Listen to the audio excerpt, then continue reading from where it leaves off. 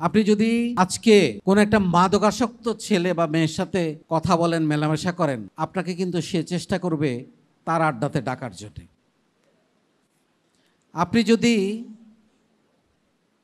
আজকে যারা কথায় কথায় মানুষের মাথায় বাড়ি মারে, মেরে ফেলে, আঘাত করে, কারণ তাদের মানবিকতার সেন্সটা, মানবিকতার যে